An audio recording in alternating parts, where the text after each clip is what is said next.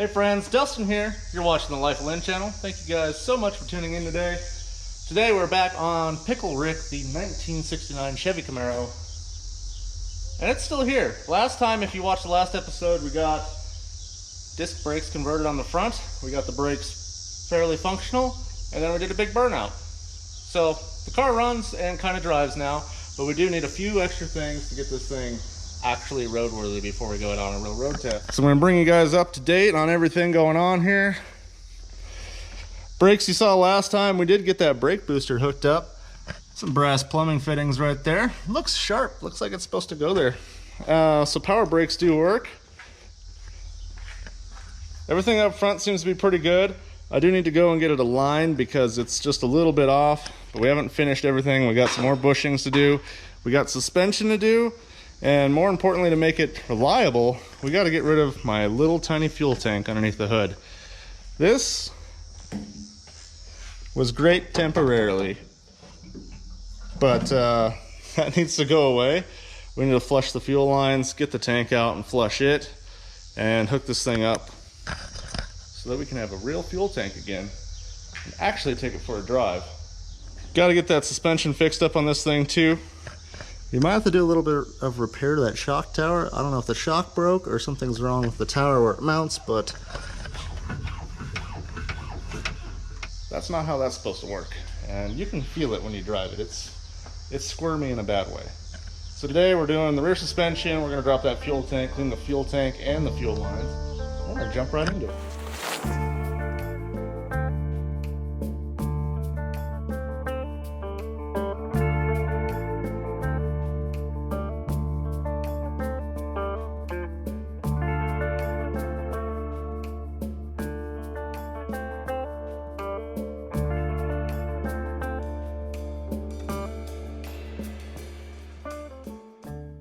All right, got the tank out.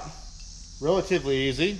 One power line, one little ground strap, and two straps to hold up the tank with 9/16 bolts.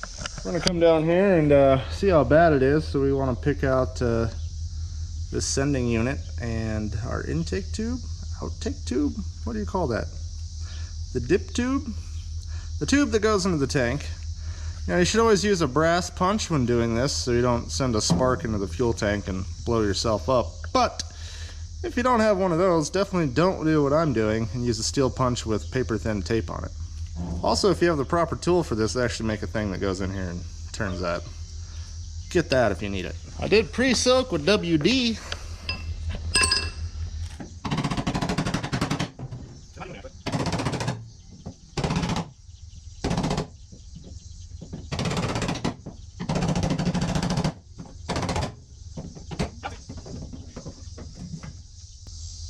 Wow, alright. I was actually expecting this sock to be completely covered in rust, but it's not. In fact, the top of this doesn't show any rust either, so it shouldn't have had a lot of evaporation that would cause rust. Let's see what it looks like inside the tank. Wow. Well, that's good news. Come take a look. Don't know if you guys can see that. Look at that, clean steel.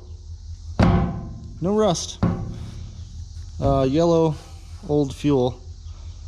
Fuel's pretty gross. Well, that tank is nice. I'm really surprised after how long it's sat with that same fuel in it.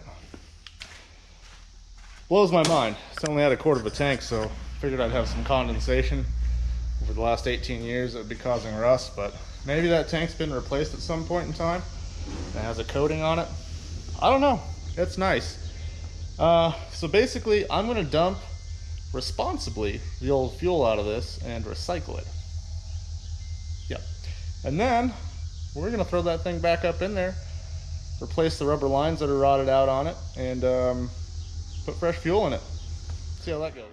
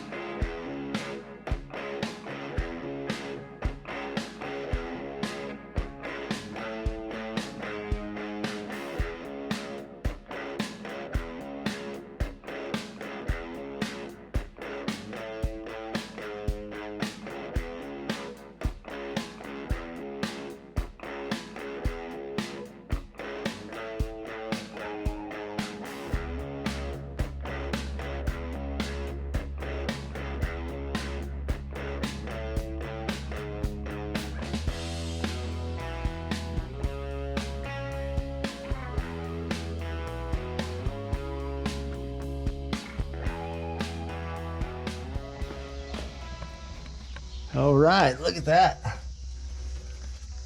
The shocks come through the tower and they're not broken with 2 bolts. Looking pretty good.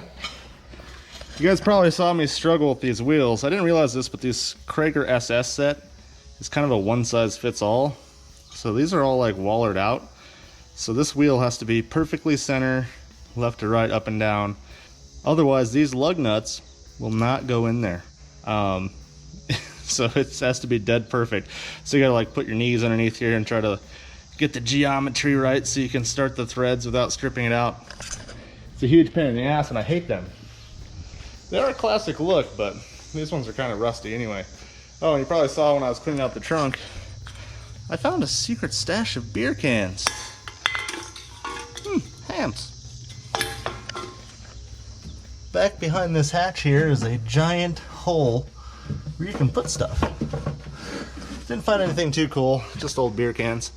And yeah, floor's still rusted. Just put that back. There we go, good to go. Looking good. New suspension. Fuel tank cleaned and reinstalled. It's completely empty right now, so we're gonna put some fuel in it. I did go ahead and replace the rubber fuel lines that went from the tank to the hard line. So basically we just gotta hook it up, put some fuel in it, see if we can get it going.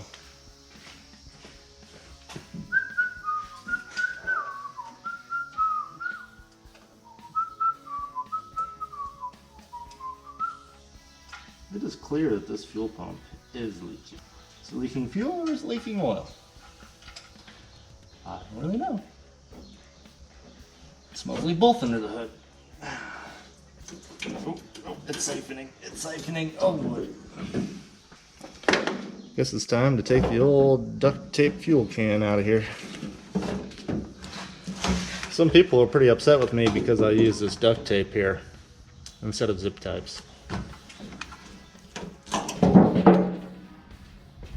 Oh boy, that feels a little rotten.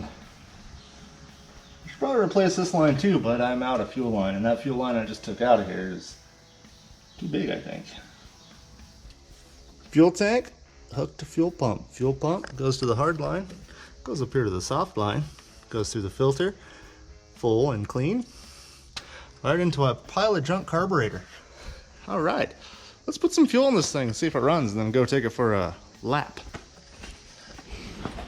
I always like these. Pull down your license plate with one hand, do that with the other. Wedge that right there, holds it open. Let's put some Make the World Better stuff in there. Upper cylinder lubricant. I'm gonna put this on the description because I use it almost every single episode regardless of what I'm working on.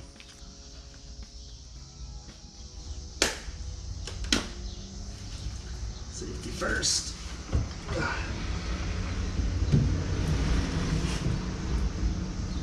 Oh yeah, that's leaking everywhere.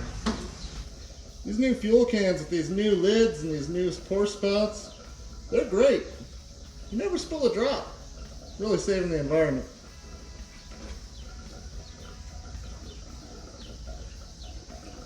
And they're so fast. Definitely not slow. Ooh, it's halfway empty. Definitely doesn't produce any fumes either. Sure glad it doesn't leak.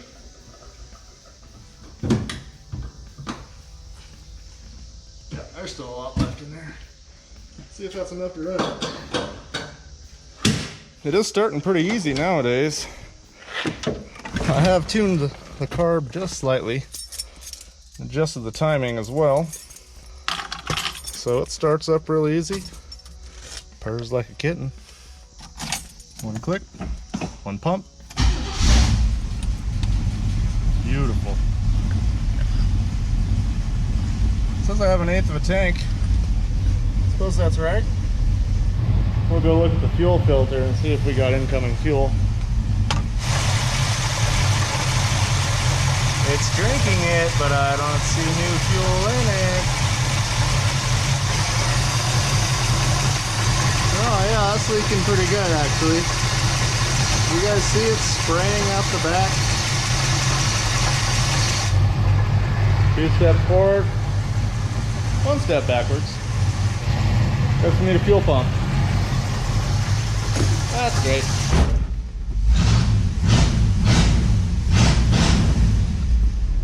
Well, seems to be getting some fuel.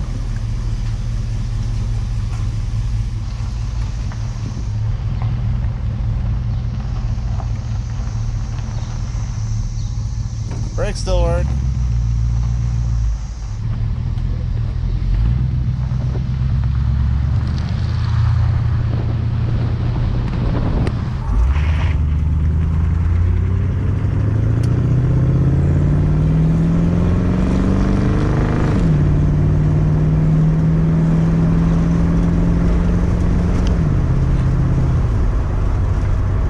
Suspension's great now.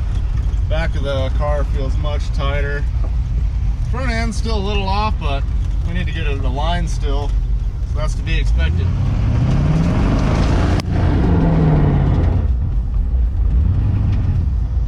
Yeah, it's way better. Well, I better park it before that fuel sprays all over the headers and bursts into flames.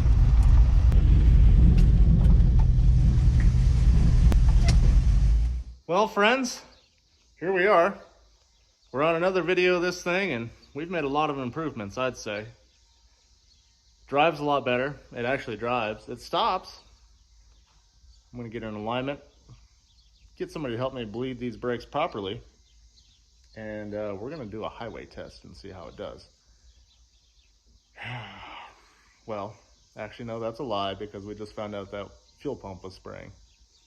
And that water pump's all rotten out. Okay, so we're gonna replace that water pump, replace that fuel pump, maybe replace that carburetor, and then maybe take a road test. Long one, at least 10 minutes. 30, 40 minutes, 3 hours, 6? I don't know. You tell me. Let me know down in the description. If you guys haven't subscribed to the channel yet, please do. Helps me out a bunch. Plus, you can go back and see all the old videos on this, the old videos on that thing that I haven't finished, and of course the bus and the Barth. It's a great adventure, and you guys are helping me out by subscribing, liking the videos, and shooting a comment down below.